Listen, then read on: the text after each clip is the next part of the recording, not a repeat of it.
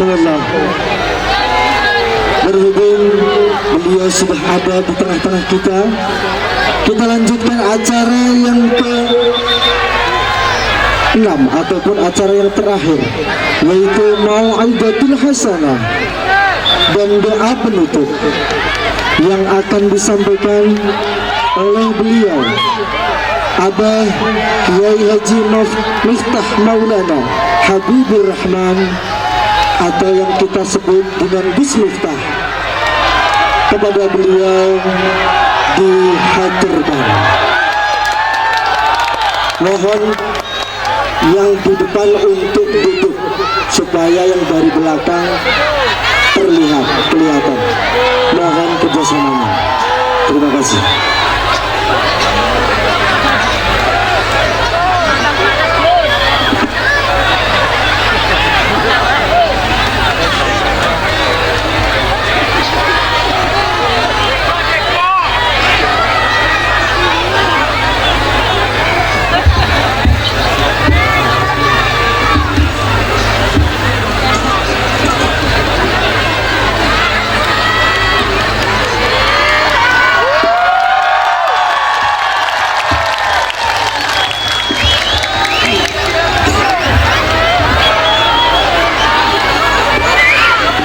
Assalamualaikum warahmatullahi wabarakatuh.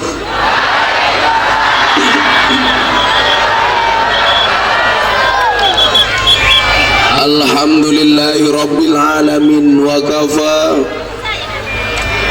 Assalatu wassalamu ala sayyidina Muhammadinil Mustafa wa ala alihi wa sahbihi ahli sidqi wal wafa.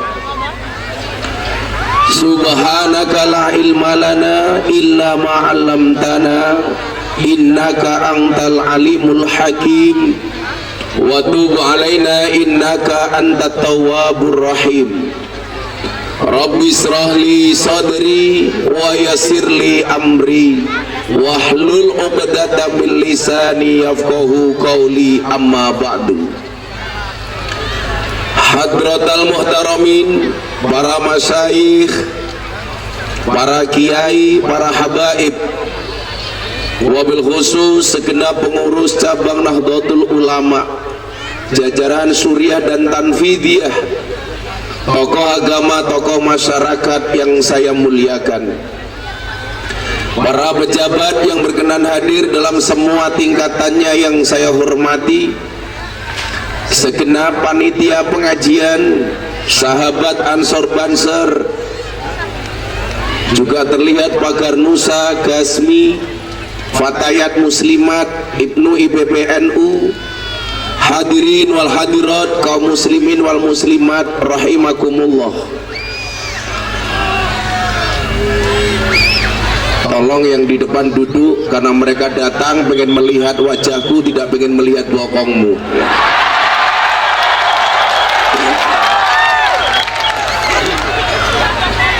Bila teman membuatmu kecewa, bila pasangan membuatmu terluka, dan bila corona membuatmu menderita, yakinlah Gus Miftah hadir dengan membawa cinta.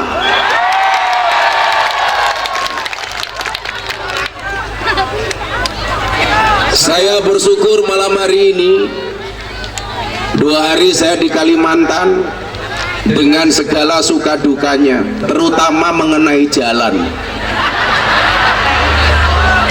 Begitu banyak saya melewati jalan seolah-olah dihantam ombak walaupun tidak ada airnya. Begitu banyak jalan berlubang dan bergelombang.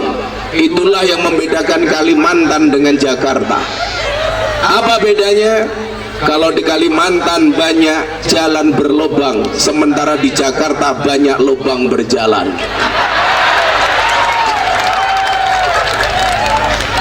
Saya bersyukur walaupun kondisi saya kurang sehat, malam hari ini bisa sowan dan silaturahmi. Silaturahmi dari 2 bahasa, silah dan rahmi. Silah artinya nyambung, rahmi artinya kasih sayang. Orang yang silaturahmi berarti dia menyambung rasa cinta dan kasih sayang yang oleh Rasulullah dijanjikan. Yang pertama, semua yang hadir dipanjangkan umurnya, amin. Yang kedua, dimudahkan rizkinya, amin. Dan insya Allah yang ketiga, dilunaskan hutangnya kalau dibayar.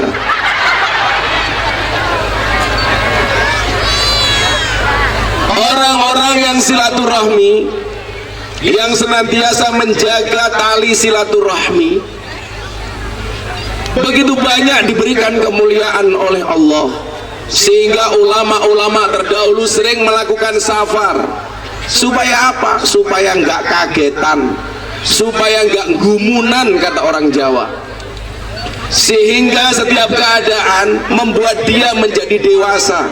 Setiap bertambah langkah, bertambah ilmunya, sehingga pada akhirnya kita tidak gampang menyalahkan orang lain, tidak gampang menyesat-nyesatkan orang lain, tidak gampang membid'ah-bid'ahkan orang lain, bahkan menerakakan orang lain.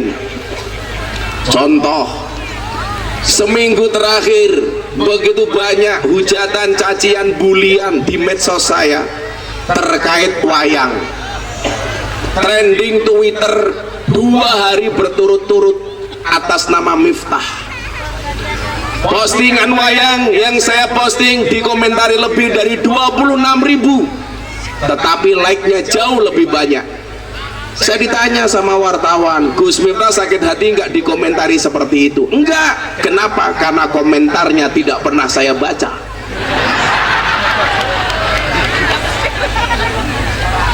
Kalau Anda posting di media sosial, Anda lihat kira-kira lebih banyak komentarnya apa like-nya? Pertanyaannya, kenapa lebih banyak like daripada komentar? Jawabannya adalah, seberapa banyak pun orang yang membulimu, membencimu dengan komentar-komentarnya, yakinlah di luar sana lebih banyak yang mencintaimu dari dalam hatinya. Tapi kalau jomblo beda. Kenapa lebih banyak like daripada komen? Karena banyak orang cinta tetapi tidak berani mengatakannya. Mong dibatin, ngempet, jerawatnya keluar semua. Kalau saya lihat dari wajah-wajahnya ini banyak wajah-wajah jomblo, betul? Maka saya doakan sejomblo-jomblonya kalian segera berakhir, amin.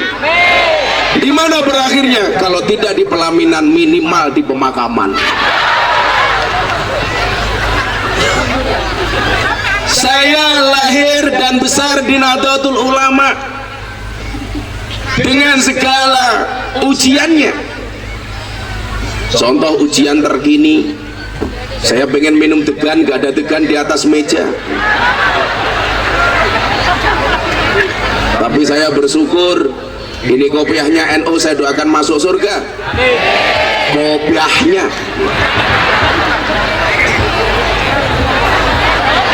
Akhirnya datang juga. Mas tukang sound system, bisa nggak sound control saya di sini dibesarkan? Itulah bedanya cewek sama sound system. Sound system dimodalin banyak, kelihatan wujudnya. Cewek dimodalin banyak, diambil temannya.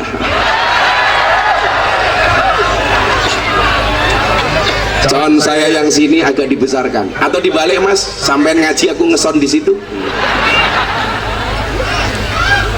Shallu ala Nabi Muhammad. Saya lahir, tumbuh dan berkembang dari rahim Nahdlatul Ulama. Benar, bapak saya bukan kiai besar, tetapi saya meyakini kesuksesan seorang anak itu pasti berangkat dari doa dan tirakat orang tua. Saya punya mbah di Ponorogo namanya Muhammad Besari, tapi kebetulan saya dilahirkan di Lampung, sehingga saya dapat julukan Puja Kesuma, putra Jawa kelahiran Sumatera.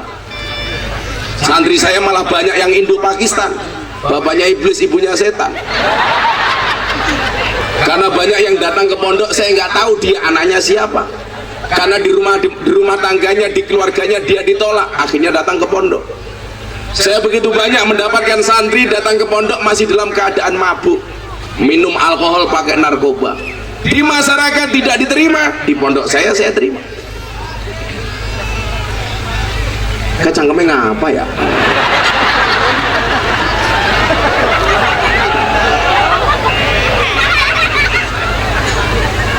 Bapak saya kiai kecil, tapi mbah saya orang besar. Tetapi yang perlu dicatat, saya tidak pernah membanggakan nasab. Itulah bedanya kiai sama habib. Kalau habib itu nasab, kiai itu nasib.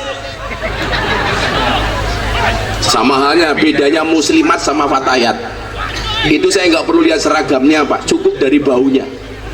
Kalau fatayat baunya parfum, muslimat balsem, maksimal fresh care.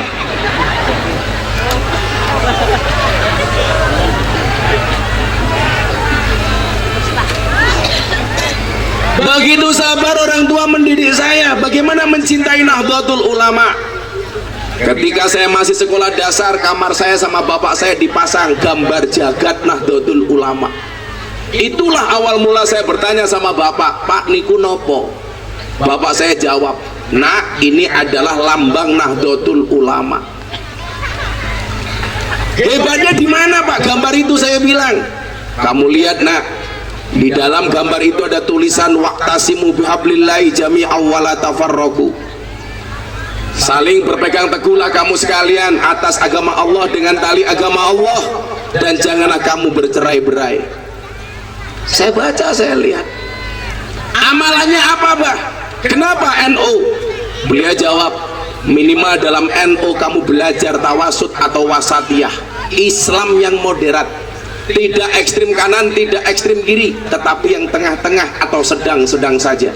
Kenapa? Karena khairul umuri awsatuha, sebaik-baik perkara adalah yang tengah-tengahnya. Di situ kamu akan belajar tasamuh. Apa itu Pak? Menghormati orang lain. Apapun perbedaan, kamu harus menghormati orang lain. Bapak saya bilang, di dalam NU jangankan berbeda ormas, berbeda agama, kita dituntut untuk menghargai dan menghormatinya. Kamu orang Jawa, jangan merasa paling hebat, hormati suku lain.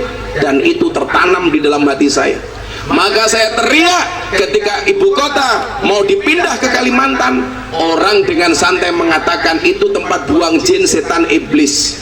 Saya katakan ini orang yang tidak menghormati adat istiadat dan budaya orang lain. Seharusnya apa? Betul? Enggak banyak. Itu berarti Anda menyakiti kawan-kawan kita di Kalimantan. Kalau saya ditanya sama wartawan, gimana komentar Gus Miftah tentang ibu kota pindah ke Kalimantan? Cukup saya jawab, ibu kota boleh pindah ke Kalimantan asalkan kamu tidak kembali ke hati mantan.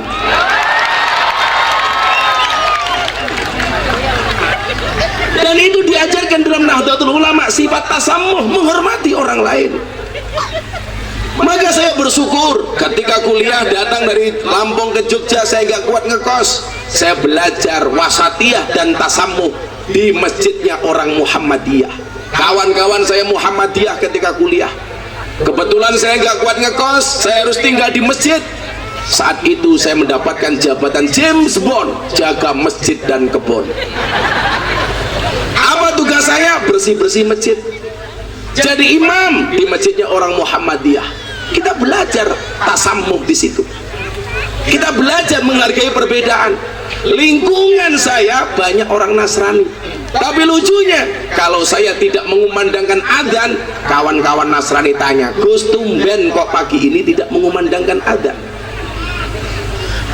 Hari ini polemik yang terjadi, mohon maaf, begitu banyak pelintiran-pelintiran di media massa. Saya bilang, kalau dilihat secara full dan utuh, nggak ada niatan Menteri Agama itu membandingkan antara adzan dan gonggongan anjing. Coba dilihat secara utuh. Cuman persoalannya adalah, ya saya akui sebagai kawan kita NU, mungkin diksi kalimatnya kurang tepat. Tetapi nggak ada niatan di situ. Kalau saya persoalan adzan sudah diserahkan kepada masyarakat. Contoh, lingkungan saya 60% Katolik, Pak. Tetangga utara saya kuburan, tetangga selatan saya pendeta. Dan seumur hidup saya tidak pernah bertengkar dengan tetangga utara saya, kuburan.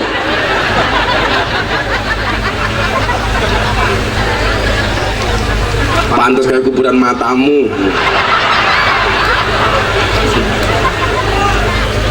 Tetangga saya Nasrani, kita biasa guyon-guyon sama teman-teman saya Nasrani. Saya bilang sama tetangga saya, pendeta, saya adzan pakai toa boleh apa enggak? Enggak apa-apa, Gus.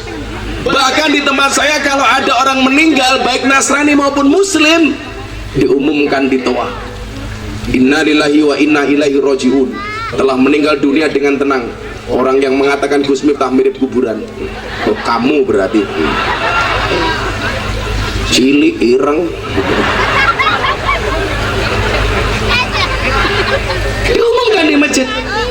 Tapi santri juga sadar kalau mau tarhem menjelang adzan subuh, tahu lingkungannya orang Nasrani, pakai speaker dalam, nggak pakai speaker luar. Begitu adzan dikumandangkan, baru pakai speaker luar. Puji-pujian nggak usah terlalu lama, khawatir mengganggu tetangga. Itu yang kami lakukan. Ketika tinggal di Masjid Muhammadiyah, saya belajar tasamuh, menghormati orang lain. Ada masalah nggak, Gus? Nggak ada. Masalahnya cuma satu. Gara-gara saya tinggal di Masjid Muhammadiyah, saya kurus. Berat badan saya hanya 40 kilo. Kenapa? Karena Muhammadiyah belas nggak pernah ada selamatan. Rono mangan-mangan belas. Tapi saya akrab dengan mereka. Saya belajar budaya Muhammadiyah. Makanya coba, kalau melihat prestasi orang lain, organisasi orang lain, kita lihat prestasinya supaya apa? Memicu semangat kita. Muhammadiyah unggul dalam bidang pendidikan, perguruan tinggi, rumah sakit. Jujur, NU ketinggalan. Ini kita perlu belajar dari mereka. Soal pondok pesantren, orang NU lebih unggul daripada Muhammadiyah. Maka kenapa Muhammadiyah sekarang bikin pesantren? NU ketinggalan perguruan tinggi. Di masa Pak Kiai Said, perguruan tinggi NU banyak diciptakan di Indonesia. Ini belajar dan saling melengkapi. Maka saya bilang, kalau NU dan Muhammadiyah di Indonesia bersatu, finish, nggak ada yang bisa ngelawan. Tapi kalau NU dan Muhammadiyah bermusuhan, hancur negara. Kuliah Pak, pernah narik becak, dan itu profesi yang paling saya banggakan. Saya narik becak 6 bulan. Saya latihan sabar dari tukang becak. Bagaimana nggak sabar? Nunggu penumpangnya nggak datang, becaknya tumpah idewe, sabar. Bahkan satu ketika becak saya ditabrak sama orang, dia rusak, saya nggak ngamuk, malah nyanyi lagu India, matane matane matane.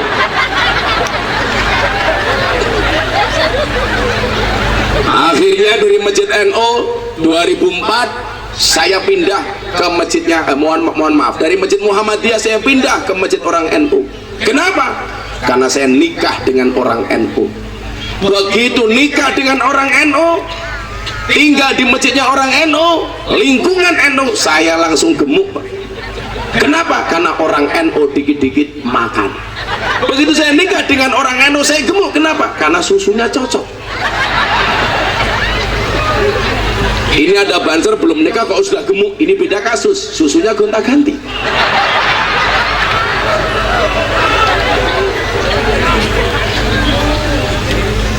Kalau cowok itu lebih disukai cowok yang kurus, tapi kalau cewek hari ini lebih disukai yang gemuk.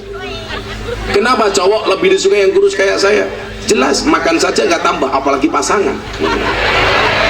Tapi kalau cewek, justru cewek seksi kalah dengan cewek gemuk. Kenapa? Karena cewek seksi hanya fokus kepada penampilan, nggak pernah fokus kepada perasaan. Makanya kalau ada banser punya istri gemuk, bersyukurlah. Mau keloni 30 menit kram sikilmu.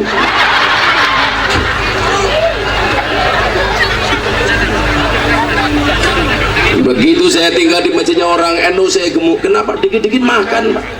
Yasinan makan, tahlilan makan, sholawatan makan, manakiban makan, istighosahan makan, mujahadahan makan. Tetangganya sakit minta didoakan makan. Yang sakit mati makan lagi.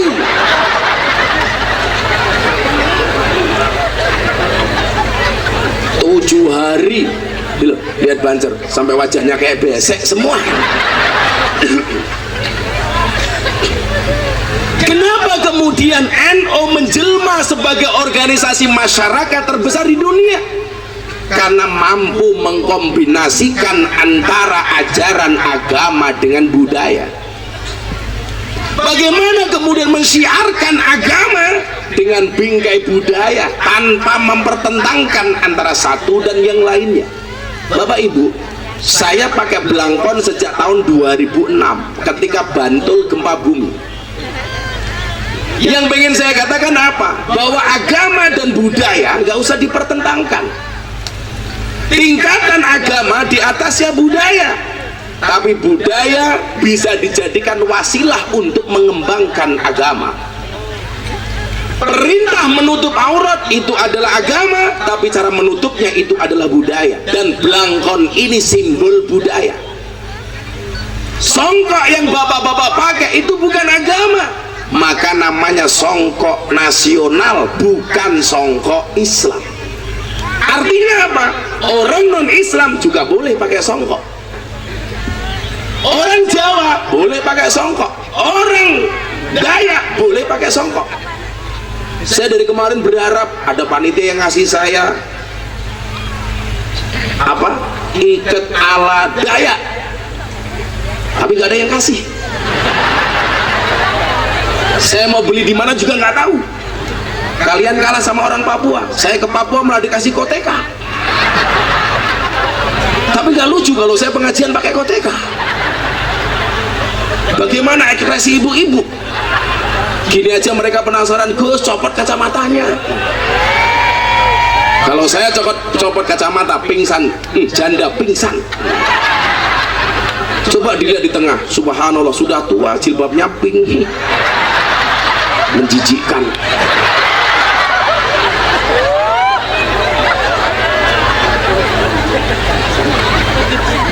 Bagaimana kemudian Nahdlatul Ulama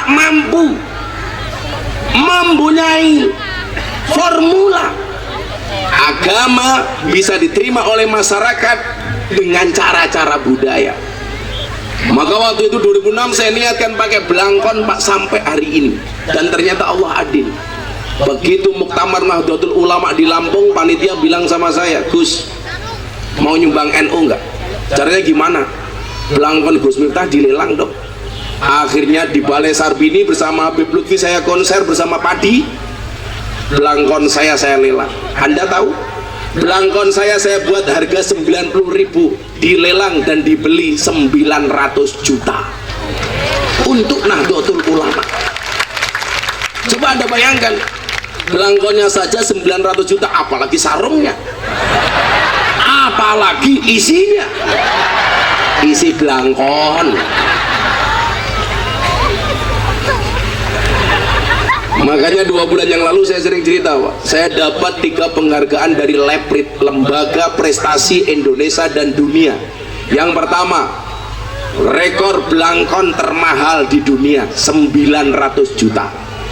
Yang kedua, saya dapat penghargaan sebagai dai yang paling konsisten pengajian di lokalisasi, 22 tahun.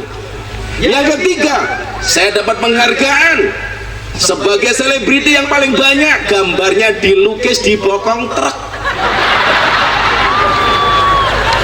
Ada ratusan truk gambarnya Gus Miftah. Tapi yang paling menyedihkan satu, ada mobil tangki sedot WC, gambarnya Gus Miftah. Kuatnya, ya Allah, silitmu adalah rezekiku.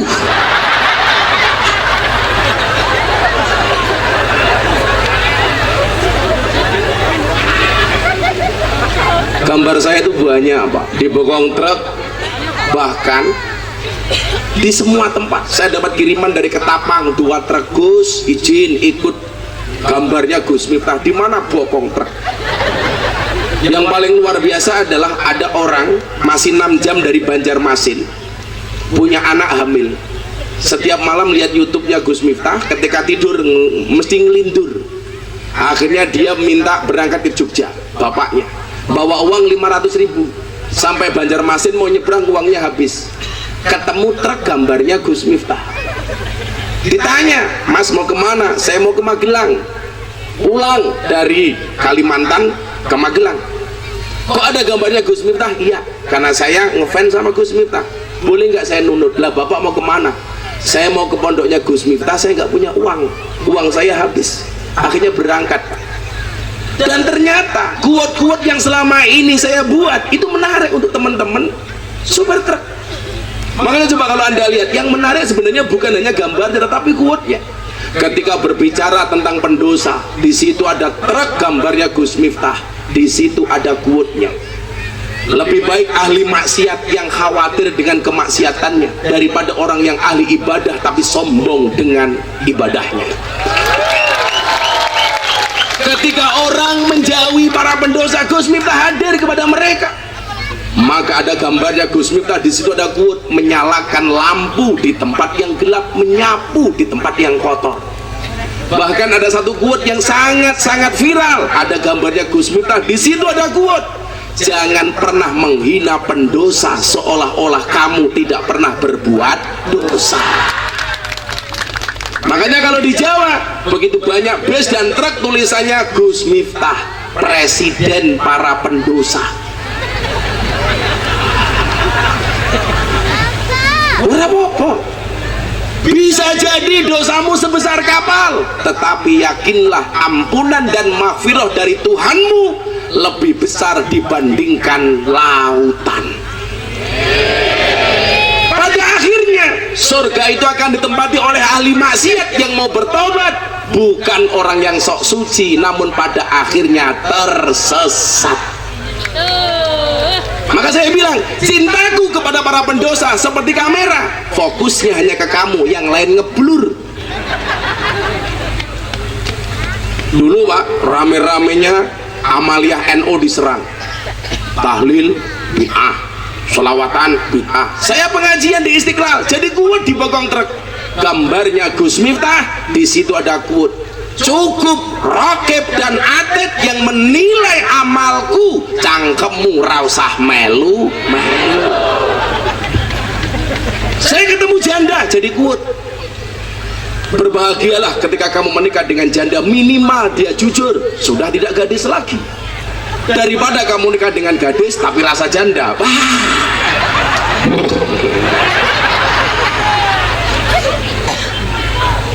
Itulah alasan kenapa saya mencintai NU. Maka tugas kita hari ini adalah al-muhafadzatu alal qadimis sholih wal akhdhu bil jadidil aslah, mempertahankan tradisi lama dengan tetap mengimprovisasinya dengan tradisi-tradisi yang baru. Untuk itu saya mau selawatan, ada hadroh nggak di sini? Mana hadrohnya? Jauh amat bro, pasti anggaranmu nggak jelas. Tapi santai, saya besok masuk surga, anak-anak hadroh saya ajak. Amin ya amin. Ya itu, saya kelon sama bidadari, awakmu hadrowan toh. Banser saya prioritaskan masuk surga. Kan Banser tugasnya survei lokasi. Sebelum kiai masuk surga, Banser survei lokasi. Begitu surganya siap, kiainya masuk, Bansernya balik lagi.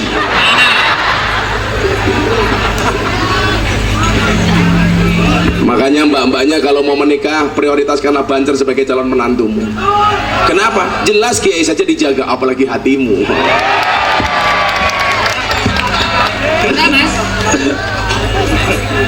Yo selawatan, minta lagu baru apa lagu lama? Lagu baru, belum jadi.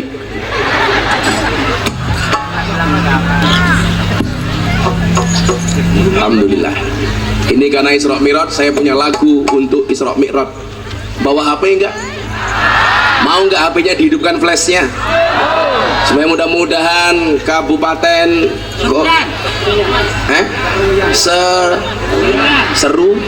Seruyan gitu. Seruyan. Beli rambutan dapatnya duku. Hei warga Seruyan, I love you. I love you too. Coba semua yang bawa HP diangkat flashnya, Seruyan bersolawat, mudah-mudahan mendapatkan syafaat dari baginda Muhammad. Amin. Semua yang hadir, doa-doanya diijabah oleh Allah. Semua masalahnya diberikan solusi oleh Allah. Kalau kalian menginginkan dunia seisinya, ingatlah dunia seisinya diciptakan karena Nur Muhammad. Malam hari ini Seruyan kita buat bercahaya. Insya Allah syafaat Muhammad untuk kita semuanya. Amin. Coba Coba saya tes dulu, hadrohnya diam dulu. Saya mau tes sholawat tibil kulub versi Gus Miftah, versi ditinggal pas sayang-sayangi. Shallu ala Nabi Muhammad. Sana arah mana Pak? Sana Pak, timur. Boleh saya berdiri? Ibu-ibu lebih suka saya duduk apa berdiri? Itulah perempuan Pak, di mana-mana suka yang berdiri. Arah timur dulu, semuanya diangkat. Allahumma sholli ala sayyidina Muhammadin tibil kulub wa dawaiha wa afiyatil abdan wa sifaiha wa nuril absari wa diaiha. Nah, bagus. Hadro siap-siap. Saya minta panitia ambil dari belakang satu. Besok akan saya posting di Instagramnya Gus Miftah, biar orang tahu seruyan orangnya luar biasa. Coba panitia minta satu dari belakang yang bagus. HP-nya jangan cross. Wah, dia ini viral, HP ini cross keprimen ya. Kamu muteris. Coba soalnya dibenerin. Ayo anak-anak Hadro siap-siap. Shallu ala Nabi Muhammad. Allahumma sholli ala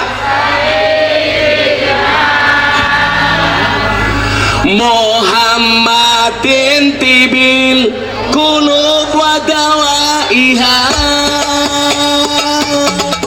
wa afiyatil abdan wa sifaiha wa nuril absari wa diaiha.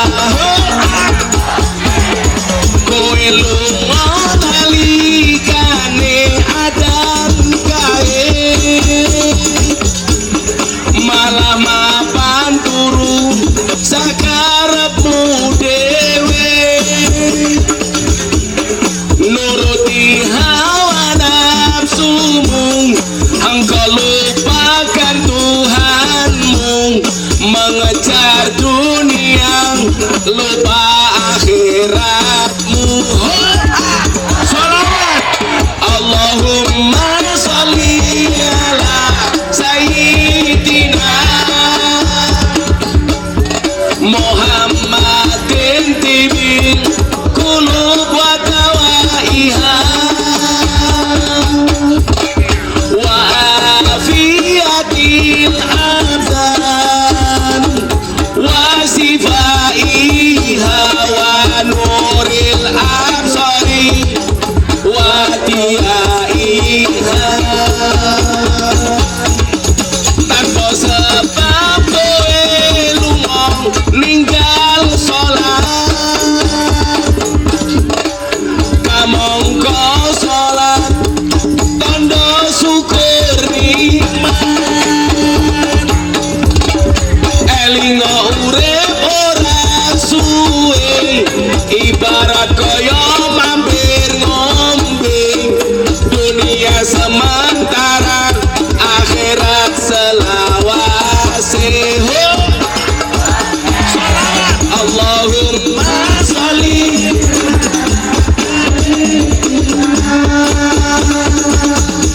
Muhammadin tibil kulub wa dawaiha wa afiyatil abdan wa sifat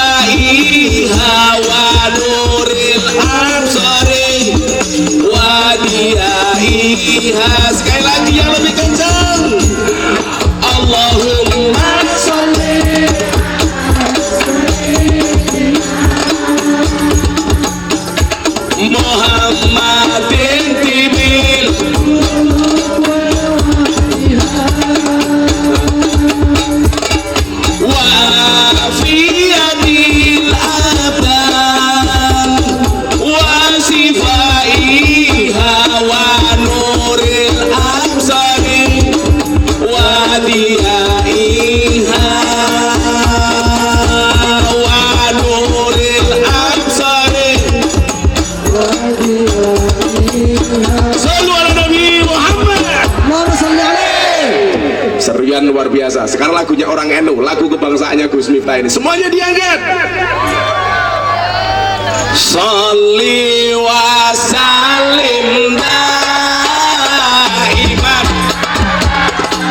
kurang banter. Sholli wa sallim daiman, ayo buktikan seru yang mencintai kanjeng Nabi. Wal ali wal ashab biman qadwa wal ali wal ashab.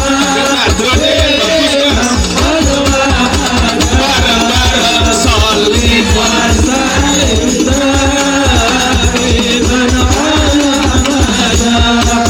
sholli wa sallim daiman ala wal ali wal ashab biman wal ali wal ashab biman. Ya, yang hafal bareng-bareng. Saben malam Jumat ahli kubur mulih nang omah nganggo jaluk donga wajan Quran wajan sakalimah.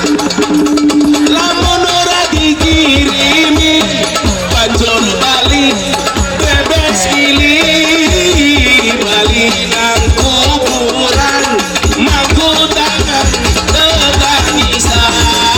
Sholli wa sallim daiman ala Muhammad.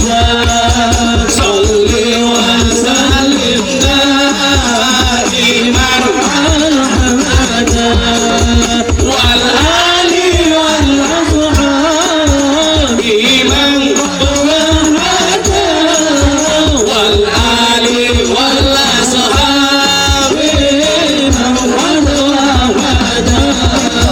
Kebacot temenan ger anak turunku, kowe ora wirang padha mangan tinggalanku. Lamun aku bisa bali ning alam donya bakal garing kasih donyaku sing isih ana. Sholli wa sallim daiman ala Muhammad.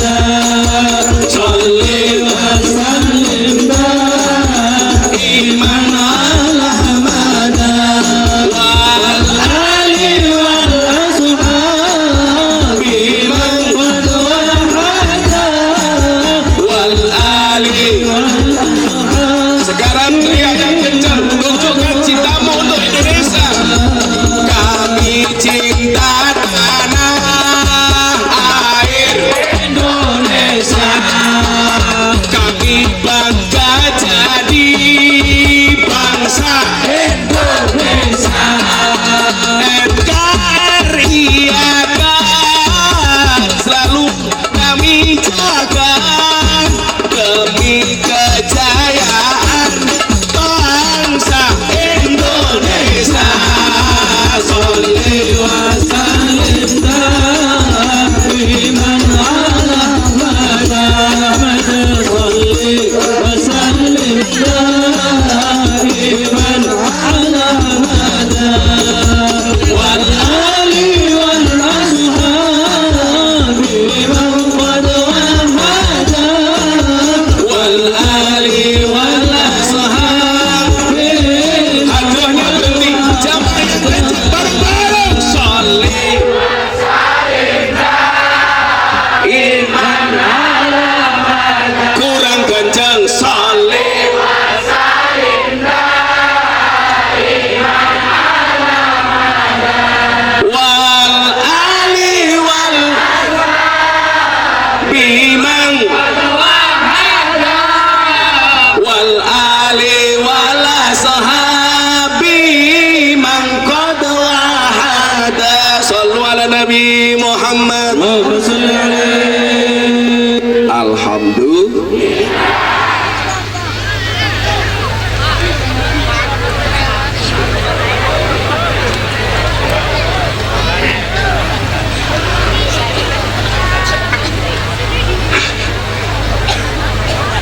karena lampunya mati, pengajian selesai. Oh, urip.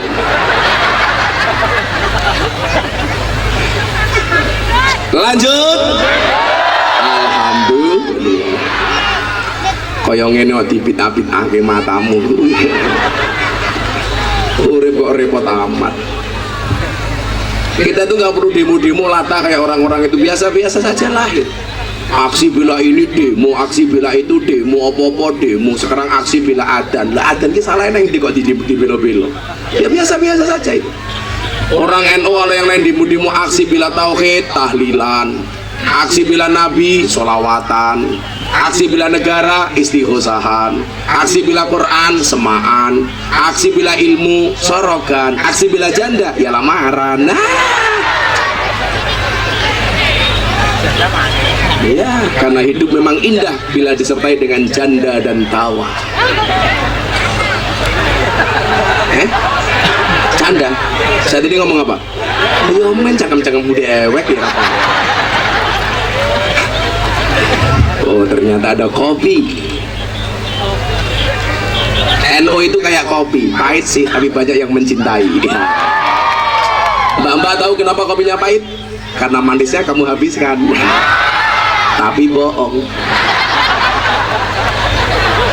Oke, duduk gitu. Oh, ono wedange mesake gitu. Kita lagi itu. Kalau kira tahu ngombe kemasan, saya nggak pernah minum soft drink, apalagi soft teh, nggak pernah. Mbak, ini ada anggur, ada apel. Mbak pilih anggur apa apel? Anggur. Anda salah. Anggur memang lebih mahal daripada apel, tapi seharusnya cewek lebih milih apel dibandingkan anggur. Kenapa? Karena pada dasarnya cewek itu lebih suka diapelin, nggak suka dianggurin. Ya. Oh no, Kiai. Masuk masih. Sing satset masih. Bapaknya tak kasih jeruk itu, awas. Menangkapnya pinter, mantan copet ya.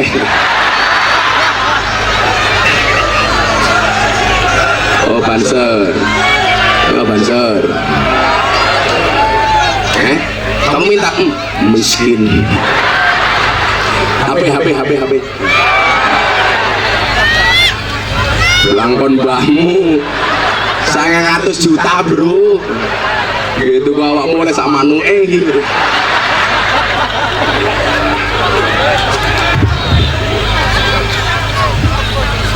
Kacamata. Kenapa pakai kacamata? Iya, karena kalau pakai kaca jendela berat. Nah, NU mampu membungkus nilai ajaran agama dengan budaya. Maka survei membuktikan warga NU itu terbanyak tidak hanya di Indonesia tapi di dunia.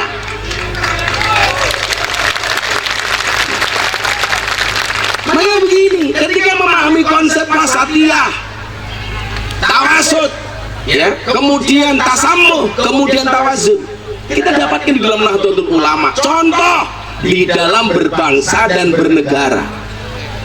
Kita mengenal Islam yang moderat. Kenapa? Karena Allah mengatakan wa kadzalika ja'alnakum ummatan wasatan. Allah menjadikan kita umat yang tengah-tengah, baik di dalam beragama maupun berbangsa dan bernegara. Maka Islam kita itu slow. Contoh, gak ada ceritanya NU itu tidak hormat kepada ormas lain dan tidak hormat kepada agama lain. Justru dengan sikap seperti itu banyak orang yang tertarik masuk Islam. Contoh, saya mau syuting di studio MNC TV. Waktu itu ada bintang tamu yang lagi viral, Adi Londok yang Odading. Dulu Odading, sekarang semangka. Dulu dianggap penting, sekarang bukan siapa-siapa. Sama mas-masnya di mata cewek juga seperti itu. Aku nganan, kamu ngiri. Akunya bertahan, kamunya lari.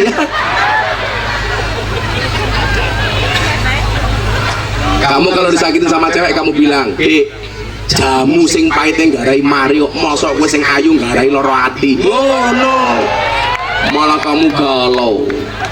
Nyekel kopling keliru rating, reso nyanding mergo kalah glowing.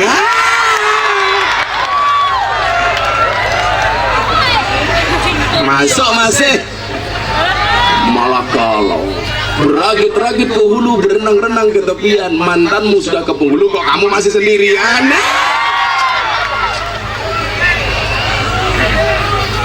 Makanya mbak-mbak tolong bahagia ya. Kalau gak bahagia sini aku bahagiain. Codot itu. Kancane ya dipikir no, yo cangkemmu kae. Kancane ya dipikir no. Rumahmu mas saya banget tau nih. Seraimu kayak kota infak. Ini pengajian mana bakal ulang barang ya ambune. Saudara Nabi Muhammad. Saya masuk di studio TV. Ada Mang Oding itu, siapa? Odading itu masuk bawa cewek dari Eropa. Lihat saya pakaian seperti ini, dia nanya, "Who are you?" Anda siapa? Saya bilang Ustadz. I don't understand, dia bilang. Saya nggak paham. What is the meaning of Ustadz? Saya bilang, Ustadz is Muslim teachers, guru orang Islam. Oh yes, I see, saya tahu, dia bilang. Terus dia saya tanya, and you? I am Audur Linda. Umur saya 21 tahun. I am coming from Iceland, orang Islandia. Saya tanya, what is your religion? Dia bilang, saya tidak punya. Dia menyatakan dirinya ateis. Ateis itu apa? Orang yang nggak percaya dengan Tuhan. Saya tanya, why you ateis? Because God is nothing. Oh, mohon maaf, dia sebelumnya bilang, before I am Christian. Sebelumnya saya orang Kristen. And now I am atheist. Saya tanya, kenapa kamu jadi ateis? Because God is nothing. Tuhan itu gak pernah ada, dia bilang. Religion is fiction. Agama itu hanya fiksi. We are believe in science, not in God. Kami percaya hanya kepada ilmu pengetahuan, tidak percaya kepada Tuhan. Kemudian dia tanya sama saya, any question for you, dia bilang. Apa? Kenapa Islam itu memperlakukan wanita kok seperti itu? Memperlakukan kiai semena-mena, pengajian gak ada kipas anginnya.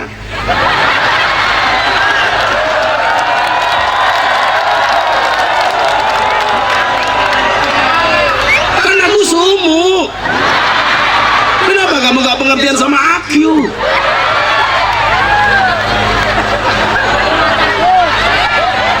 Sing satset masih.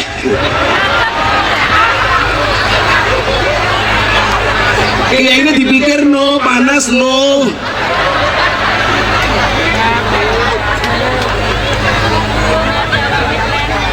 Ini menandakan bahwa panitia anggarannya pas-pasan. Gak ada kipas angin. Kita doakan panitia masuk surga pertama kali. Berangkat habis pengajian. Mati Pak.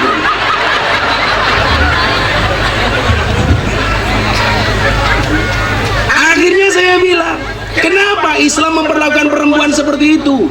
Dibatasi pergaulannya menurut dia. Harus menutup auratnya. Gak boleh memegangnya kecuali sudah menikah. Makanya mbak-mbaknya kalau ada cowok suka sama kamu, katakan sama cowokmu, mas kalau kamu mencintai aku pilih satu di antara dua. Apa? Halalkan atau tinggalkan. Oh no. Mas please taklukkan aku dengan mobil tuh, bukan dengan I love you.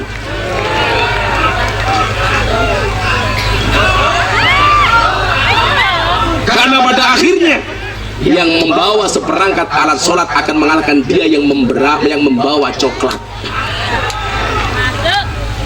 Oh no, gue malah ngaku deh muslimah, senangannya melumah karo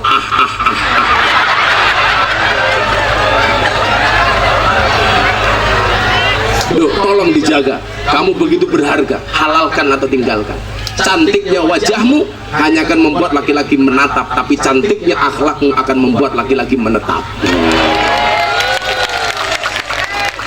Oh yang ngono sing jomblo-jomblo santai wae. Akan datang satu saat kamu akan dipertemukan dengan orang yang tepat yang kedatangannya untuk menetap bukan karena nafsu sesaat.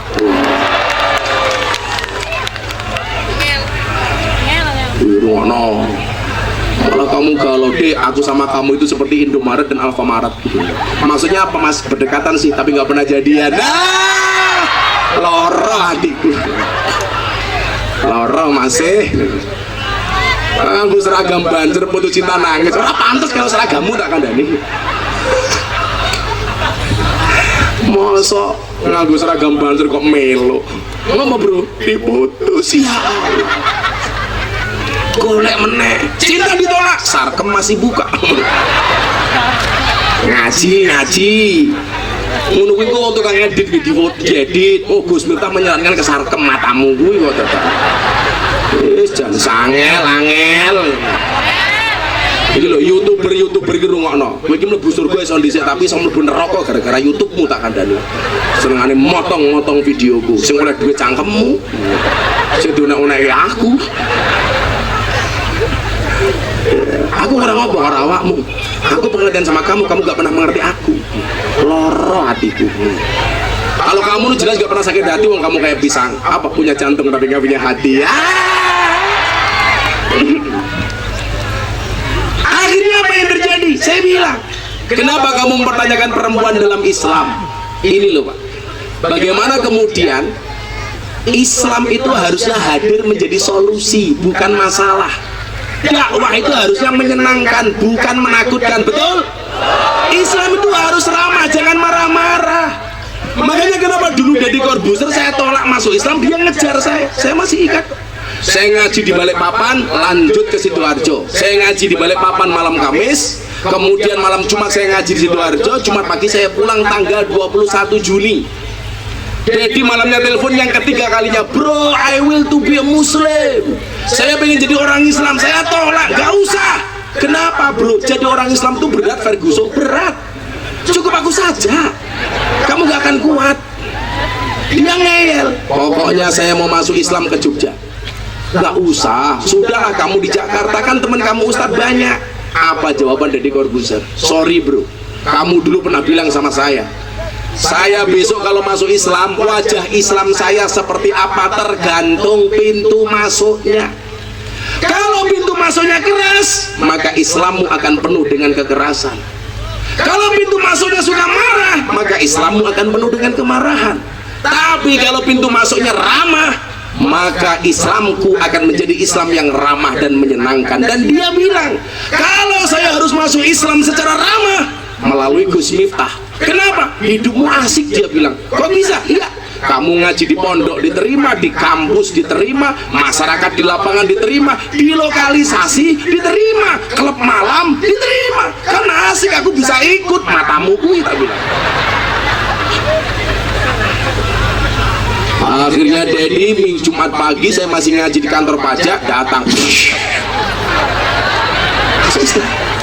melalui pintu yang ramah menurut dia orang hari ini bilang Gus Miftah membenci Ustadz Khalid Basalamah Anda salah Ustadz Khalid Basalamah hadir di podcastnya Deddy itu yang nyuruh saya beda pendapat dengan dia saya beda pikiran dengan beliau tapi saya tidak boleh membenci orangnya karena apa? yang kita lawan adalah pemikirannya ketika dia mengatakan masalah hormat merah putih masalah lagu kebangsaan masalah wayang kita boleh dong berbeda pendapat tapi jangan pernah membenci orangnya maka Deddy bilang bro ini Ustadz Khalid Basalamah mau datang ke podcast bagaimana kalau Gus Miftah boleh saya boleh kalau enggak saya bilang suruh datang enggak ada masalah tapi kalau sampai ngomong menyimpang dari NKRI lawan betul gak ada kebencian dari saya Pak kasus wayang kemarin dalang telepon Gus ini dalang-dalang gimana sudah nggak laku nggak ada yang nanggap malah diharam-haramkan bahkan mau dimusnahkan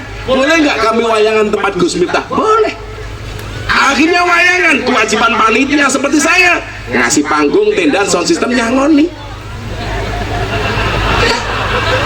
itu kewajiban panitia saya nggak perlu ngomong itu harus tahu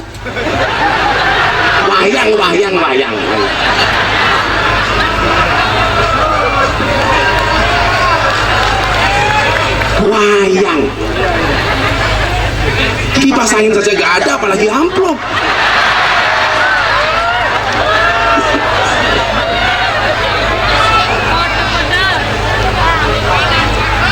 akan saya catat dalam buku memori saya satu-satunya panggung yang nggak ada kipas anginnya Seruyan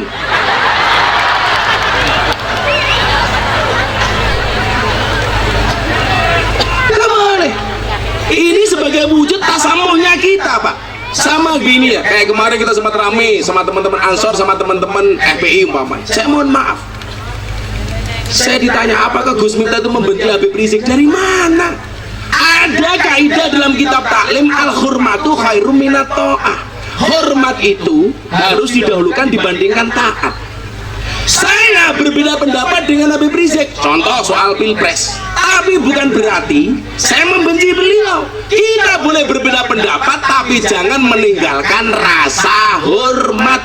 Apalagi itu duriahnya Kanjeng Nabi yang namanya Habib. Kita nggak harus taat, tetapi harus hormat. Contoh yang paling gampang, saya punya kiai, Pak siapa namanya? Abdul Basir, cilik temen ya. Pak Abdul Basir ini kiai saya. Subuh dia bilang, Miftah kamu ngimami. Saya bilang, boten Pak Kiai. Begitu saya jawab boten, berarti saya nggak taat dong dengan beliau. Tetapi nggak taat saya karena hormat dengan beliau. Boten sing ngimami Pak Kiai mawon. Itu namanya apa? Mendahulukan hormat dibandingkan taat. Contoh ibu-ibu, suami istri di rumah. Pagi-pagi Anda masak, masakannya jadi. Mas, ayo makan dulu. Umpamanya orang sering manggil suaminya, Beb. Beb kok tungkaknya meletek-meletek. Beb kemana Beb? Egrek sawit.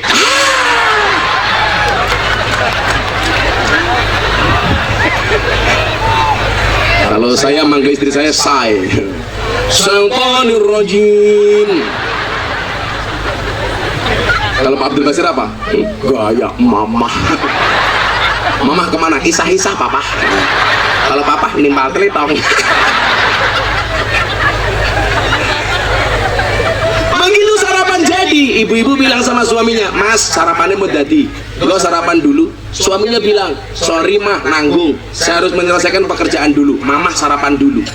Kalau Anda paham dengan kalimat ini, al-hurmatu khairum minat ta'ah, Anda akan mengatakan, boten saya sarapannya nunggu bapak. Jangan sebaliknya, udah mama sarapan dulu. Oke, ini ceniningan tangan Dani. Wong itu rungono. Perempuan yang baik itu suami belum minta, istri sudah nawari.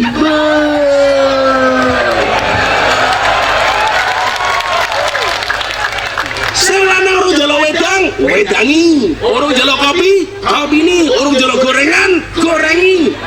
Urung jalo susu, gawe susu, suson. Urung jalo kipas, kipasi.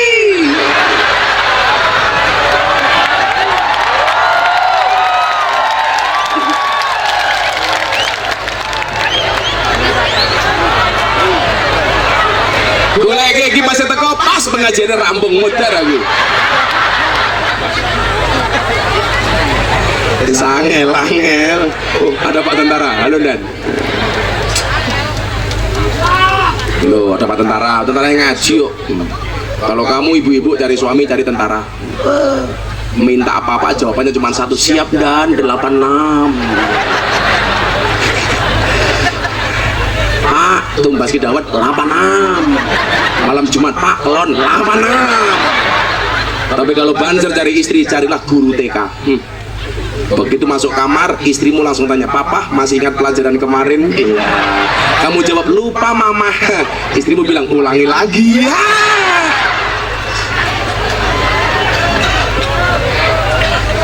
Weh rabi karo banser, masuk kamar, siap gerak.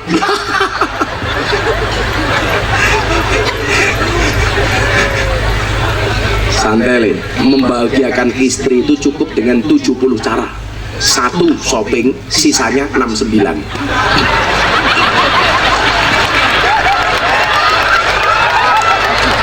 Alah, gue Pak Basir paham-paham mau melu guyu.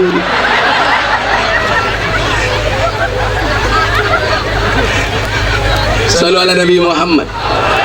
Nah, pertanyaan tadi Audur Linda, kenapa Islam membatasi perempuan gak boleh memegangnya kecuali sudah menjadi istrinya, kecuali sudah menggunakan akad? Saya bilang, you know Queen Elizabeth? Kamu tahu nggak Raja Ratu Elizabeth dari Inggris, Great Britannia, GBR? Dia dianggap mulia, Pak. Gak semua orang bisa mendekat dengan Queen Elizabeth. Jangankan kau salaman menyentuh, mendekat saja lo nggak boleh. Kenapa? Karena dianggap mulia. Dan yang perlu kamu pahami, perempuan di mata Islam lebih mulia dibandingkan Queen Elizabeth. Artinya apa? Dijaga, menyentuh pakai akad. Orang kok malah nyoh, gak ada. Lebih baik rungokno, tahu bulat digoreng dadakan cuwili regane 500-an. Mosok namu gede rasanya enak modal gratisan.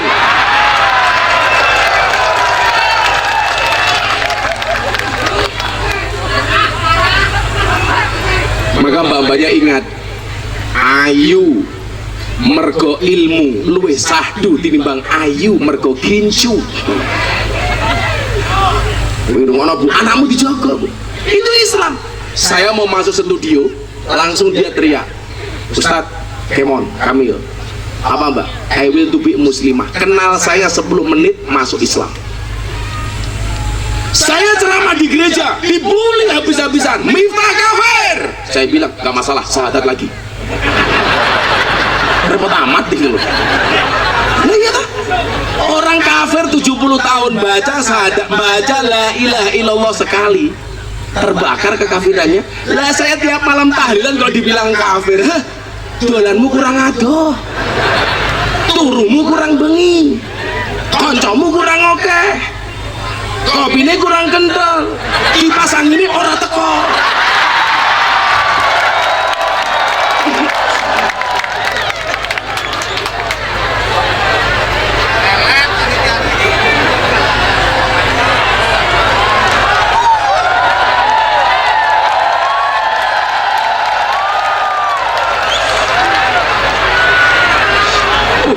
Akhirnya datang juga.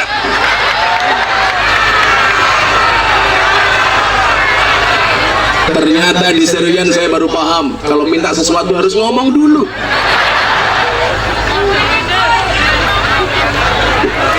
Anyar jono plastike.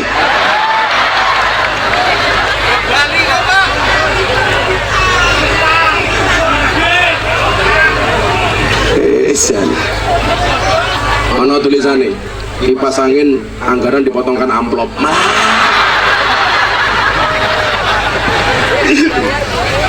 Saya ceramah di gereja atas undangan panitia peresmian gereja, dicatat ya, peresmian bukan peribadatan. Gus Miftah bisa nggak hadir? Apa acaranya? Peresmian gereja. Apa tugas saya? Ceramah kebangsaan. Siapa yang hadir? Ada banyak pendeta, jemaat gereja, ada semua tokoh agama yang Islam, tidak hanya saya. Bahkan tanda tangan prasasti kerukunan antar umat beragama. Tapi saya jatah ceramah. Saya naik panggung. Sehari setelah saya ceramah, wow, trending Twitter seminggu. Dihujat habis-habisan. Miftah kafir, masuk tempat ibadah agama orang lain. Saya bilang, kalau masuk tempat agama orang lain dibilang kafir, berarti orang Jogja dan Jawa Tengah banyak yang kafir. Kenapa? Karena masuk Candi Prambanan dan Candi Borobudur. Betul? Itu kan tempat ibadah agama orang lain. Lucunya, yang mengkafir-kafirkan saya, yang mengharam-haramkan saya, habis ceramah di kelenteng. Hehehe, kasihan amat. Masa saya kafir, kamu enggak?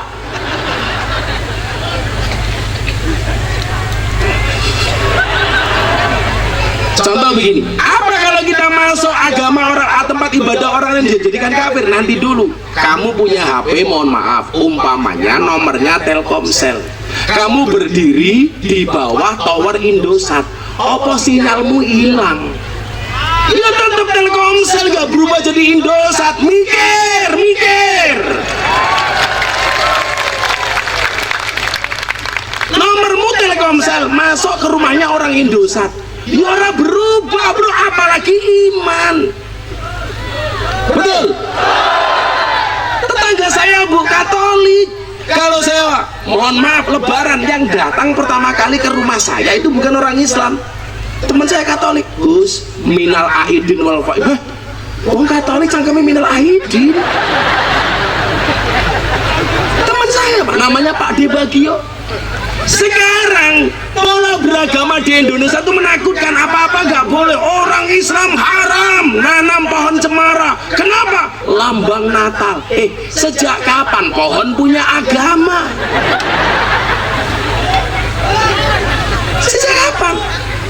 Saya dulu Pak ada stand up komedian namanya Coki Muslim, masak daging babi dengan kurma, dibully, mau dibunuh, penistaan agama. Jadi Corbuzier telepon saya, yuk bikin konten yuk, apa soal daging babi dimasak dengan kurma. Menurut Gus Miftah bagaimana? Penistaan dari mana? Sejak kapan benda mati punya agama? Seolah-olah kalau kurma pasti Islam, kalau babi pasti Kristen. Yang makan kurma tidak hanya orang Islam di Timur Tengah, walaupun dia Yahudi Nasrani makannya kurma karena adat istiadat dan budaya. Di Indonesia yang makan daging babi apa hanya orang Kristen? Islam oke, tapi ndelik tak kandani. Betul. Memang kesalahan kamu satu, saya bilang apa? Karena kalau daging babi dicampur dengan kurma bisa jadi cacing pitanya menjadi mu'alaf. Lah kuwi cangkem bosok tak kandani.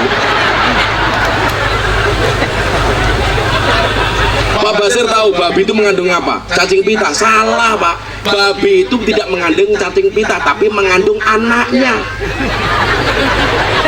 Ini masa mengandung anakmu? Apa sih ngeloni awakmu? Kowe ngerti ngopo anak babi ke mlakune nunduk-nunduk? Isen deh bapak babi.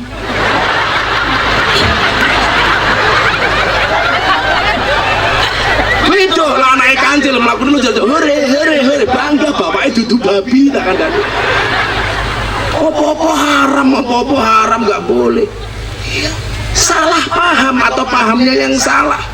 Dulu ada lagi ustadz mengkritik begini, jangan menyanyikan lagu pada hari Minggu ku turut ayah ke kota, naik delman istimewa ku duduk di muka. Kenapa? Karena hari Minggu itu adalah harinya orang berangkat ke gereja. Ini jangan-jangan lagu misinya orang Kristen. Ya Allah, dul.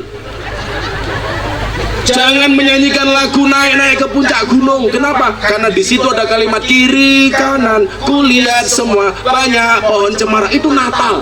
Anda tahu kenapa cemara itu dijadikan lambang Natal?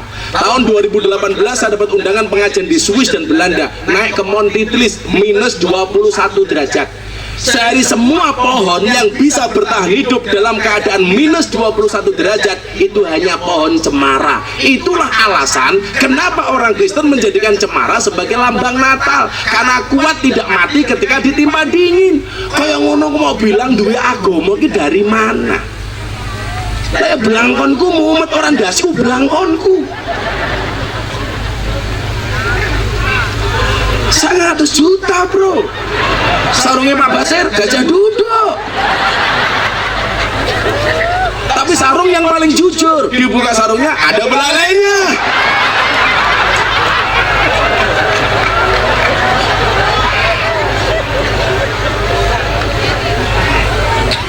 Dan yang bisa menjaga tradisi seperti ini hanya Nahdlatul Ulama. Cuman kelemahan kita itu satu Pak, nggak bisa akur, nggak bisa rukun. Cuma Anda bayangkan NU di Indonesia itu jumlahnya 112 juta. Kalau akur Pak, milih lurah jadi, bupati jadi, gubernur jadi, presiden lo jadi. Pak Jokowi itu jadi presiden hanya dipilih 90 juta. NU ada 112 juta. Kenapa NU nggak pernah jadi? Mergo ora iso akur. Coba di gereja yang membuli Gus Miftah itu tidak hanya kadrun, tidak hanya Wahabi, tapi juga orang-orang NU. Persoalannya bukan karena masalah beda pendapat, karena beda pendapatan. Bukan masalah nasab, masalah nasib. Itu saja. Oh ya, ayo kita kompak. Saya bilang kita itu nggak bisa kompak, yang salah guru TK. Gara-gara nyanyi lagu judulnya Balonku Ada 5. Balonku ada 5, rupa-rupa warnanya, hijau, kuning, kelabu, merah muda dan biru. Meletus balon hijau der. Pertanyaan saya, kenapa yang meletus balon hijau? Padahal hijau itu warnanya NU. Maka orang NU nggak bisa kompak. Kenapa? Mergo balone mbledos. Wis angel-angel, ora satset masih.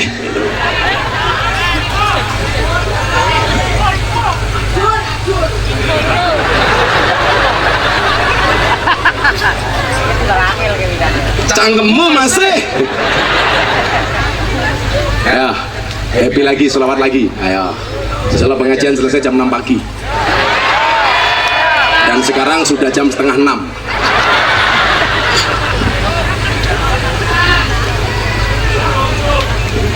Ditinggal rapi versi Gus Miftah. Gaya aneh. So yes. Tekan dulu.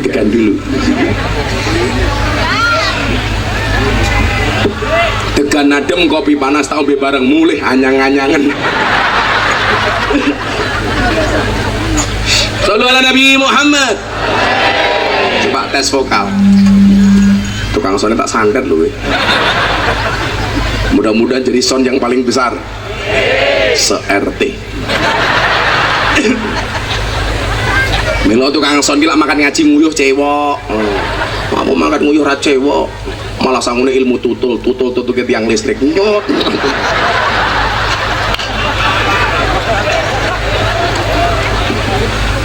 Ya Rabbi bil Mustafa baligh maqasidana waghfir lana ma madha ya wasi'al huwal habibul ladhi turja safa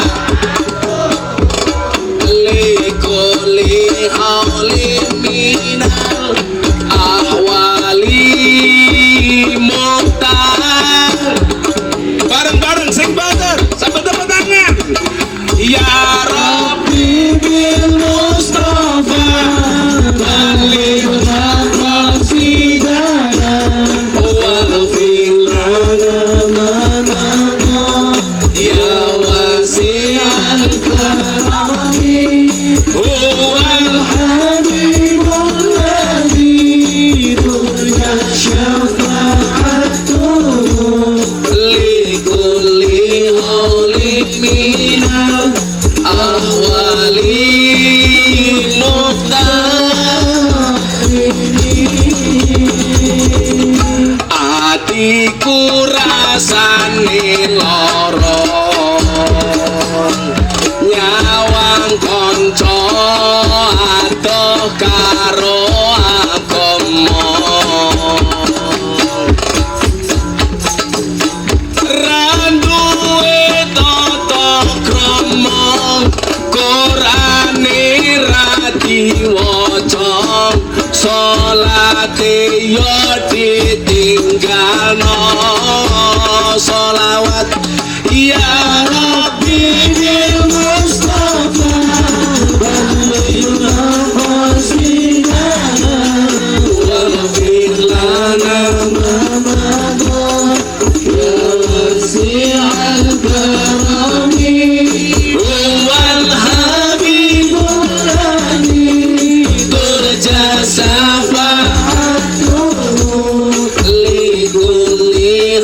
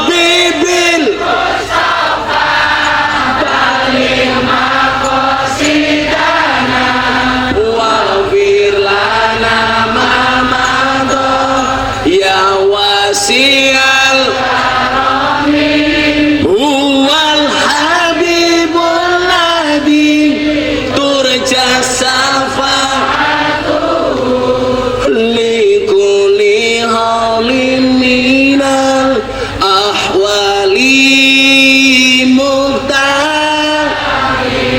Sallu ala Nabi Muhammad. Allahumma sholli alaihi. Malaikat ini langit bengok.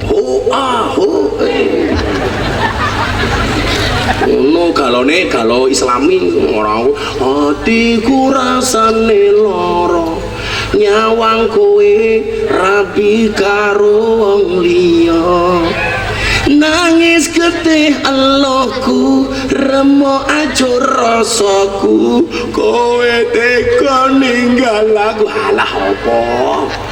Santai saja. Bila kamu yakin akan ada pelangi setelah hujan, maka kamu harus lebih yakin akan ada kebahagiaan setelah perjuangan.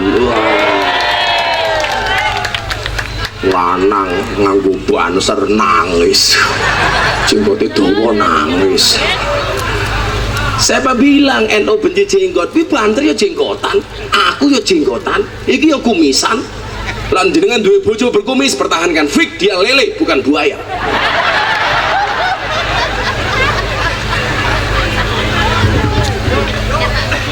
Akhirnya apa? Saya ceramah di gereja, ditelepon dari Belanda. This is Gus Miftah, yes me. Konsultasi agama 15 menit Pak, langsung saya tuntun syahadat, ada di Instagram. Saya ceramah di gereja, ditranslate dalam bahasa Inggris. Saya dapat undangan dari wali kota Los Angeles untuk berbicara toleransi di Amerika. Kenapa? Gara-gara dia lihat ceramah saya di gereja. Harusnya tanggal 23 Desember saya berangkat, tapi karena corona di Amerika meningkat dan saya harus menghadiri muktamar NU, kita pending tahun depan. Mereka belajar toleransi dari Nahdlatul Ulama, Pak. Maka apa? Gak boleh. Orang NU itu punya sifat benci, tidak hormat kepada orang lain. Siapapun yang berbeda dengan kita, kita hormati, walaupun secara pendapat kita berbeda. Ya biasa-biasa saja gitu loh. Ini kan pilihan. Saya milih istri saya ini, Dwi Astuti Ningsih. Pak Basir milih istrinya siapa? Bu Basir. Ada? Jadi Basir bojone Bu Basir. Nabi Adam bojone Bu Adam. Tapi yang perlu kamu ingat, Allah menciptakan Adam dan Hawa, bukan Adam dan Basir. Makanya kemarin saya rame di media gara-gara saya dimintain pendapat Gus Miftah. Bagaimana tentang wasiat Dorce, Gama Lama pengen mati dalam keadaan perempuan. Ora iso.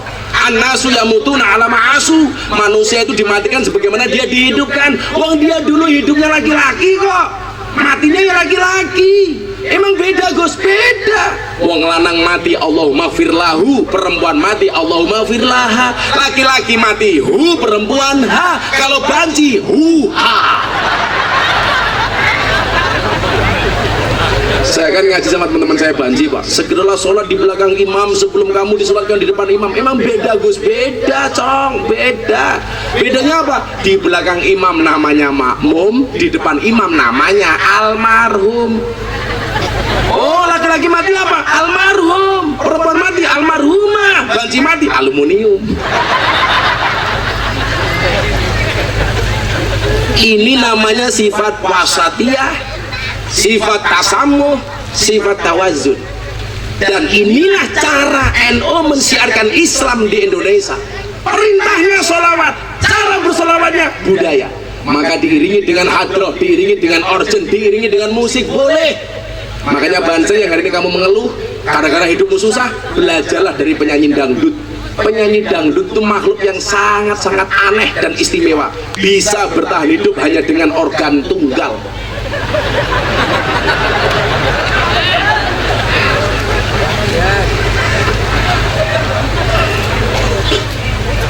Maka kita berdoa kepada Allah Subhanahu wa taala, mudah-mudahan Allah menyelamatkan Indonesia. Amin. Kita boleh berbeda tapi harus bersatu, dan mudah-mudahan pemindahan ibu kota ke Kalimantan bisa landing dengan nyaman. Amin. Sehingga Indonesia bisa makmur secara merata. Amin. Dan orang Kalimantan tidak hanya menjadi penonton di rumahnya sendiri. Betul? Coba hari ini kita lihat, kita sering jadi penonton di rumahnya orang di rumah sendiri. Batu bara banyak, kita hanya penonton. Apa-apa banyak, kita hanya penonton. Maka kita berharap kebijakan Pak Jokowi memindahkan ibu kota di Kalimantan membawa kemaslahatan bagi Indonesia, wabil khusus untuk Kalimantan. Amin Allahumma amin. Semua berdiri menyanyikan lagu Indonesia Raya. Pengajian selesai. Aku wis kesel mau ke Palangkaraya Pak. Mohon doanya besok pagi saya mau meletakkan batu pertama pembangunan pondok pesantren Ora Haji di Palangkaraya. Jadi kalau ada orang Seruyan pengen mondok nggak harus ke Jogja, besok hanya bisa ke Palangkaraya. Semuanya berdiri, jangan meninggalkan tempat sebelum kita menyanyikan lagu Indonesia Raya dan sebelum kita berdoa. Shallu ala Nabi Muhammad. Boleh saya minta merah putihnya? Itu belakangmu sini, taruh sini.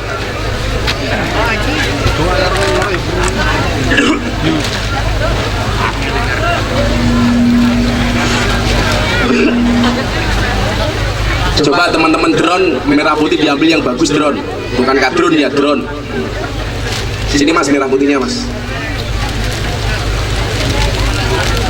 Shallu ala Nabi Muhammad. Dengan sikap sempurna menyanyikan lagu Indonesia Raya. Hiduplah Indonesia Raya Tudua, Indonesia tanah airku, tanah tumpah darahku. Di sanalah aku berdiri, jadi pandu ibuku. Indonesia kebangsaanku, bangsa dan tanah airku. Marilah kita berseru, Indonesia bersatu. Hiduplah tanahku, hiduplah negeriku, bangsaku, rakyatku semuanya. Bangunlah jiwanya, bangunlah badannya untuk Indonesia Raya. Indonesia Raya, merdeka, merdeka, tanahku, negeriku yang ku cinta. Indonesia Raya, merdeka, merdeka, hiduplah Indonesia Raya. Indonesia Raya, merdeka, merdeka, tanahku, negeriku yang ku cinta. Indonesia Raya, merdeka, merdeka, hiduplah Indonesia Raya, merdeka. Sebelum Hasbi Robbi, mari kita menyanyikan lagu syukur atas nikmat yang Allah anugerahkan untuk bangsa Indonesia. Shallu ala Nabi Muhammad. Dari yakinku teguh, hati ikhlasku penuh akan karuniamu. Tanah air pusaka Indonesia merdeka, syukur aku sembahkan kehadiratmu Tuhan. Sekali lagi yang lebih khusus untuk Indonesia. Dari yakinku teguh, hati ikhlasku penuh akan karuniamu. Tanah air pusaka Indonesia merdeka, syukur aku sembahkan kehadiratmu Tuhan. Hasbi Rabbi Jallallah. Sebelum kita berdoa, Hasbi Rabbi Jallallah, ma fi qalbi ghairullah, Nur Muhammad sallallahu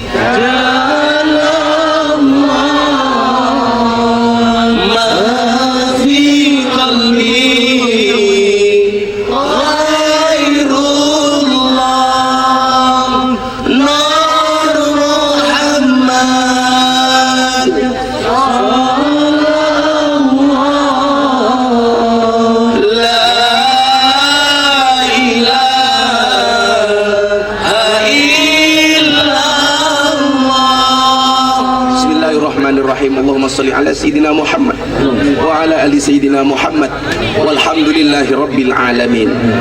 Hasbi rabbi jallallah. Cukuplah engkau ya Allah yang maha agung sebagai penolongku. Cukuplah engkau ya Allah yang maha agung sebagai jalan keluarku. Cukuplah engkau ya Allah yang maha agung sebagai solusiku. Cukuplah engkau yang maha agung sebagai tempat bersandarku. Cukuplah engkau Allah yang maha agung sebagai tempat curhatku. Cukuplah engkau Allah yang maha agung yang akan mengijabah doa-doaku, mendengarkan doa-doaku. Ya Allah ya Rabb, begitu banyak karunia, rizki, nikmat yang kau berikan kepada kami hamba-hambamu, tapi kesemuanya itu ya Allah kami balas dengan perbuatan dosa, kemaksiatan, kesalahan dan kekhilafan ya Allah. Untuk itu ya Allah, di malam hari ini kami berkumpul dengan orang-orang soleh, dengan orang-orang yang baik. Kami yang belum soleh ini memohon kepadamu ya Allah, berikanlah kami syafaat dari kebaikan orang-orang soleh. Perkenankan kami menundukkan mata kami, menghusukkan hati dan pikiran kami, mengangkat kedua tangan kami ya Allah. Ya Allah ya Rabb, kami yakin dosa kami sebesar kapal, tapi kami lebih yakin bahwa ampunanmu lebih luas daripada lautan ya Allah.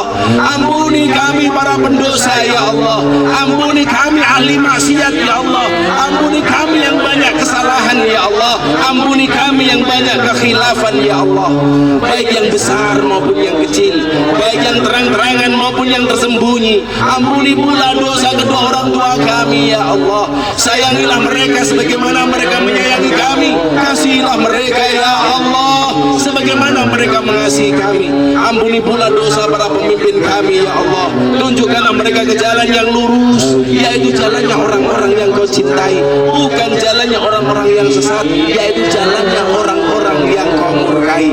Ya Allah ya Rabb, kami mohon kebaikan ya Allah atas ibu kota yang akan dipindahkan ke Kalimantan ya Allah. Berikan kebaikan, berikan kemanfaatan, berikan kemaslahatan ya Allah. Curahkan rahman dan rahimmu, curahkan ridhamu, curahkan kebesaranmu ya Allah, sehingga mampu membawa bangsa ini bangsa yang adil, bangsa yang rukun, bangsa yang makmur, menjadi bangsa yang baldatun thayyibatun rabbun ghafur. Ya Allah ya Rabb, bila mudah bagimu menyelamatkan Nabi Yunus dari perut ikan ya Allah, bila mudah bagimu menyelamatkan Nabi Ibrahim dari pembakaran Raja Namrud ya Allah, bila mudah bagimu menyelamatkan Nabi Musa dari kejaran Fir'aun ya Allah, kami hambamu yang beriman yakin bahwa engkau mampu menghilangkan COVID-19 dari muka bumi ini ya Allah, bahwa hanya engkau lah yang akan mengangkat semua penyakit ya Allah, bahwa engkau lah yang akan mengangkat semua musibah ya Allah, birahmatika ya arhamar rahimin. Ya Allah ya Rabb, siapapun di antara kami yang hadir malam hari ini dalam keadaan bersedih, kau bahagiakan ya Allah.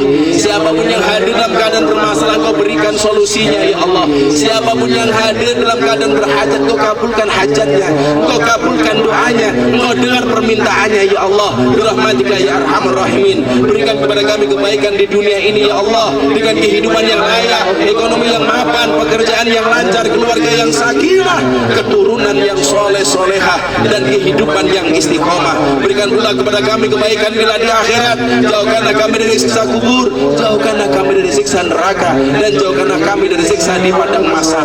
Dan bila engkau berkenan memanggil kami ya Allah, panggillah kami dalam keadaan husnal khatimah, husnal khatimah, husnal khatimah. Rabbana atina fid dunya hasanah wa fil akhirati hasanah wa qina adzabannar. Walhamdulillahi rabbil alamin. Baca Fatihah sekali, pas iyyaka na'budu wa iyyaka nasta'in diulangi 11 kali. Ala hadinihi wa ala kulli niyatin sholihah, untuk semua hajat kami ya Allah. Al-Fatihah. A'udzubillahi minasyaitonir rajim. Bismillahirrahmanirrahim. Alhamdulillahi rabbil alamin arrahmanir rahim maliki yaumiddin. Iyyaka na'budu wa iyyaka nasta'in. Iyyaka na'budu wa iyyaka nasta'in. Iyyaka na'budu wa iyyaka nasta'in. Iyyaka na'budu wa iyyaka nasta'in. Iyyaka na'budu wa iyyaka nasta'in. Iyyaka na'budu wa iyyaka nasta'in. Iyyaka na'budu wa iyyaka nasta'in. Iyyaka na'budu wa iyyaka nasta'in. Iyyaka na'budu wa iyyaka nasta'in. Iyyaka na'budu wa iyyaka nasta'in. Iyyaka na'budu wa iyyaka nasta'in. Ihdinas siratal mustaqim, siratal ladzina an'amta 'alaihim ghairil maghdubi 'alaihim Subhanakallahumma bihamdika asyhadu an la ilaha illa anta astaghfiruka wa atubu ilaik walhamdulillahi rabbil alamin wallahul muwaffiq ila aqwamit thoriq. Seruyan matur nuwun. Assalamualaikum warahmatullahi wabarakatuh. Waalaikumsalam warahmatullahi wabarakatuh.